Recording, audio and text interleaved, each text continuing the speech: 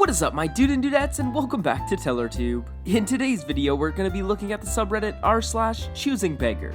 If you guys are new to my channel, be sure to subscribe so you can stay up to date with my latest videos. And with that being said, sit back, relax, and enjoy the video. Give away your fabric so I can buy from someone else. Okay, so I own a small business where I hand make items. An older woman came to me looking to have multiple items made and wanted a dozen of each item. She wanted a certain fabric that is hard to get and comes in multiple colors. One of the items I made, but one I did not have the right sewing machine to make. I knew someone who did, so I contacted her to see if she was interested. She was, so I gave the customer her information. The other crafter agreed to do the items, but could not find the fabric.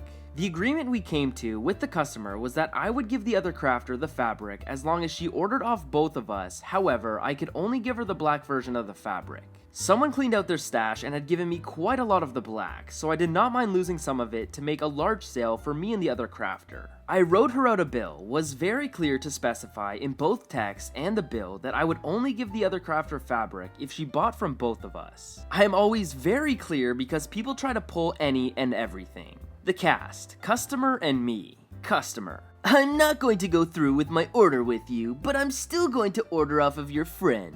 She will be glad to hear that. However, she's not my friend. She's someone I know from events. Unfortunately, as previously stated and on your bill, if you're not going to buy from me, I cannot give her some of my fabric and she's unable to buy it. You'll have to work that out with her. But I still want the items from your friend, and I was going to talk to you about getting them in blue instead of black. I saw you had the blue fabric posted on your business page. The blue fabric has already been made and the finished items are on my website. That fabric is no longer being manufactured.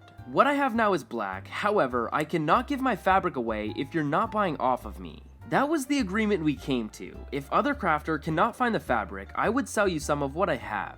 You said you would give her the fabric for my stuff, and now you're going back on it. I still want the items from her, just not from you. And I want them in blue. Also, how much are the other crafter's items? I'm sorry I couldn't help you further, but I'm not giving away my fabric when you've backed out of ordering from me. You need to deal with the other crafter directly, which I was under the impression you've been doing. She is making everything herself and you are paying her. I thought you would facilitate the sale for me since I was your customer first. It's easier for me just to deal with you instead of both of you since you're giving her the fabric.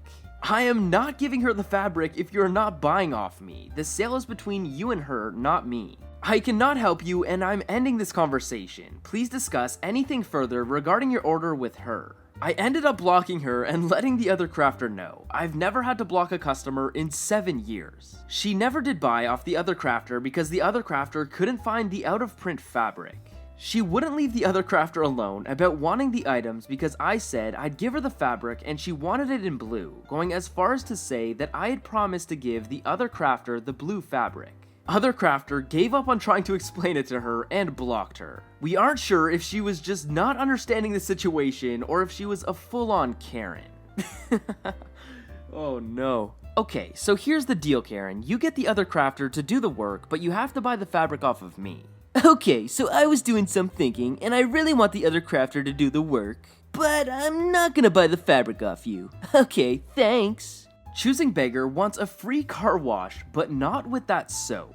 So my mom came home this afternoon and asked me to help her wash her car. In exchange, she offered to help clean mine as well. It's a win-win, so of course I helped her, and she's, you know, my mom. About halfway through washing my mom's car, a man pulled up to our neighbor's house to mow her lawn. When he stepped out of his truck, he looked over to us and called out, "You ladies giving free car washes?" Yes, he said you ladies. We laughed and I said, yeah, but my little brother will do it. He didn't laugh, but grumbled under his breath and started cutting the grass. We finished washing my mom's car and the man rode closer to us on his lawnmower and asked again, "Y'all think you can wash my truck though?" My mom has talked to this man before, nothing beyond, "How are you? Oh, I'm fine." So she figured we'd do him a favor. We grabbed our buckets, hose, and soap and walked towards his truck. My mom was in the middle of giving his car a rinse before we put the soap up when he came up to us and grabbed the soap from my hand. He said, "This stuff is crap. Y'all got anything else?" I responded pretty basically by saying, "No, I looked, that's all we have." Obviously, I wasn't going to be smart saying something dumb considering it was a big, probably 6'5", 250-pound guy versus me, my mom, and my 9-year-old brother. So he asked, "Can y'all go down to the hardware store and get some more?" My mom kinda laughed and said, "Well, I'd have to wait until payday." The man wasn't happy and dug in his pockets for a second, then said, "I have like $3. I had to bite my tongue to hold back saying something stupid, so my mom said, "Well, I'm sorry, but since you don't like the soap we have, we won't be able to wash your truck." He looked very mad, but just grumbled and went back to cutting the grass. I don't even know why he was so particular about it either. He had a beat-up Ford, probably a 2004 truck that had more dents than a golf ball. He left about 30 minutes later, and my mom had a laugh about it. Okay, come on, Chief. "Hey, can you wash my truck? But whoa, not with that soap. Just go to the store and buy some better soap. It can't be that hard." Shake my head.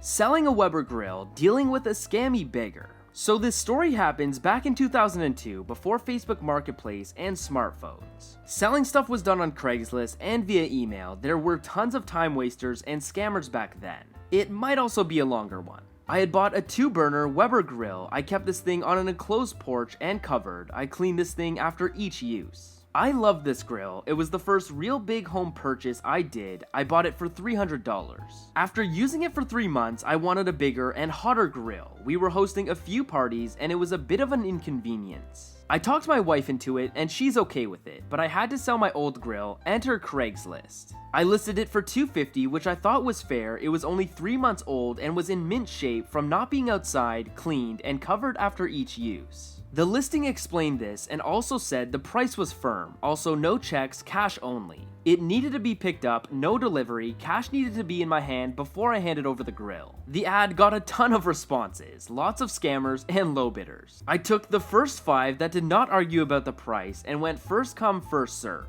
I emailed them to let them all know and I contacted the first buyer and we set out a date for pickup. There were some red flags that in hindsight I should have gone to the next buyer. He complained about the distance and gas cost. He asked about getting the cover and grill tools tossed in and hinted that for $250 the grill should be mint. Even though the ad had a ton of pictures showing it was in mint condition. So he comes that day. We go up to my porch, which was on the 2nd floor of my 2-family. He started to beak about the condition as soon as he saw it. The grill looked like it came out of the box after assembly. Then he started in on me, tossing in some crap on my back porch as compensation. At this point, I had it. I told him the price was firm and it was for the grill only. He was wasting my time, and if he didn't want it, there were 4 other people waiting. He relented and agreed to the price. The haggling threw me off my game, and I forgot to ask for the cash. We carried the grill down and brought it over to his truck.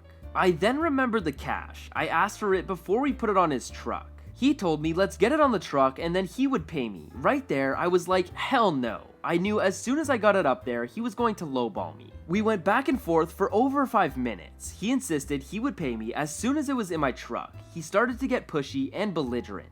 At this point, I told him the deal was off. He told me he was not leaving without the grill and it was not worth the $250 and I would be lucky to get what he was offering me. I walked into the house and got one of the printed emails from one of the buyers. I called him and asked if he wanted the grill. He said yes, but didn't have a truck. I told him that we could drop it off in mine. Meanwhile, the guy in the driveway is yelling up that the price was getting lower the longer I made him wait. I came down, told him to screw off, that another buyer was coming. This guy happened to live in the same town. He told me I was full of crap and kept badgering me about getting the grill up on his truck. Well, the guy showed up in about 10 minutes that seemed to last forever. He looked at the grill and said deal and handed over the $250. Just out of spite, I threw in the cover. I did this in front of the original buyer who went from belligerent to apologetic fairly quick. I told the new buyer what was going on and he laughed at the guy, which sent him into rage. He started screaming about his drive up, compensation, and a bunch of other baloney. Me and the new guy ignored him and loaded the grill on my truck. I told him to screw off and leave or I would call the cops and have him trespassed. He left screaming all the way, calling me just about every name in the book. The new guy and I dropped the grill off at his house. His wife was happy at the deal and the condition of the grill, and I got a Genesis 3-burner. Okay, that's pretty savage actually. Okay, so I want this grill, but there's no friggin' way I'm paying $250. Alright, Chief, you can stay here while I sell it to someone else willing to pay the $250. Anyways, I hope you guys enjoyed today's video. If you did, smash that like button as it would really help me out. Subscribe to my channel so you can stay up to date with my latest videos, and I will see you guys in the next video. Peace.